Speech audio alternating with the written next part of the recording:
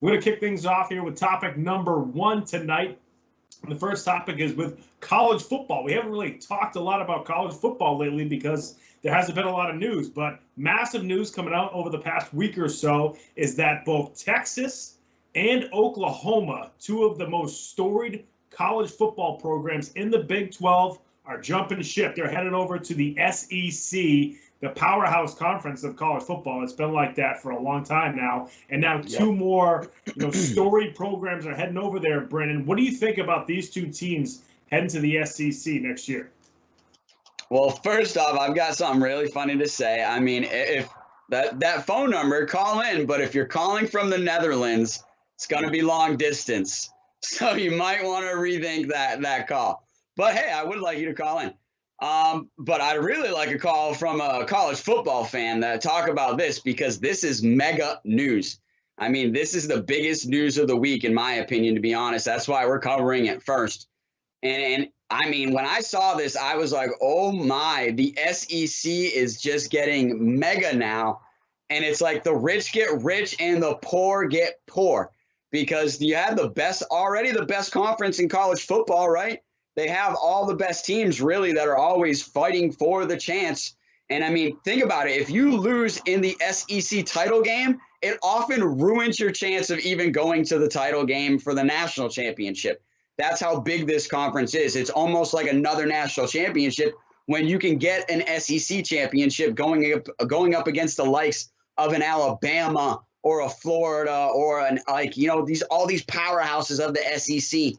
Even Ole Miss turning it around now with Lane Kiffin there at the helm. Man, I love Lane Kiffin. Give Lane Kiffin a follow, too. You'll enjoy that guy.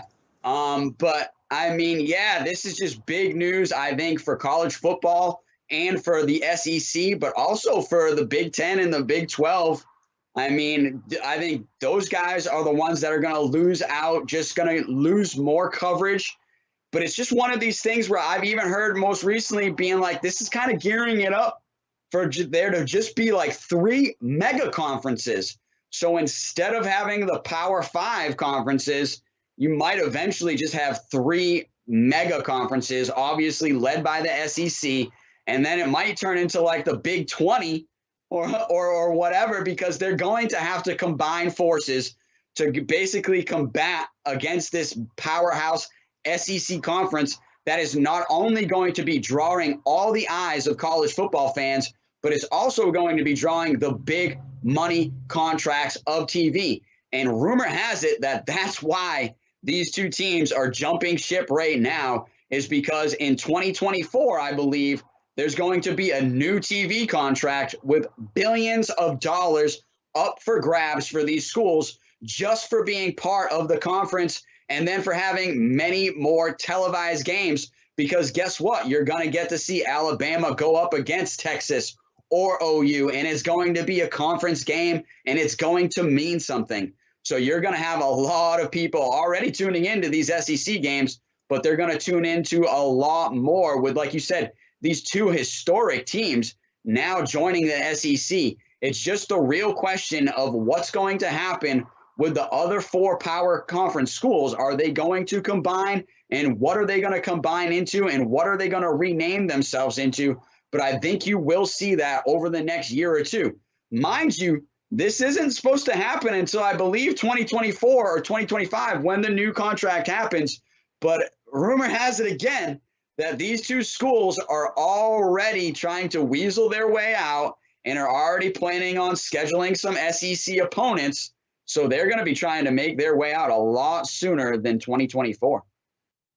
Yeah, I think, like you mentioned, the biggest thing is that they're making this move for money. I mean, that's always how it's been. Anytime a team has left one conference to go to another, it's because of money. I mean, that's why, BC and Miami, Syracuse, Pitt, they all left the Big East to go to the ACC because it was a chance at more money for football and basketball television rights. And, to me, I hate this. I hate this because I like when, you have like either a bowl game or a championship title game where it's the SEC versus the Big 12 or the ACC versus the Big 10 or vice versa, or the Pac-10, now the Pac-12. is going up against the SEC. Like when, and you know, like it was awesome when USC faced Texas in the national title game, one of the greatest games, college football games ever, because it was like the West Coast versus the South, or you know, just that was always cool. And now it's like it first started with the Big East kind of collapsing, and that was terrible. Supposedly, what happened is the Big East commissioner screwed up a television deal with ESPN. And then all these schools were like, all right, if you're not going to take that deal with ESPN, we're jumping ship. That's exactly what happened. You lost all those good schools.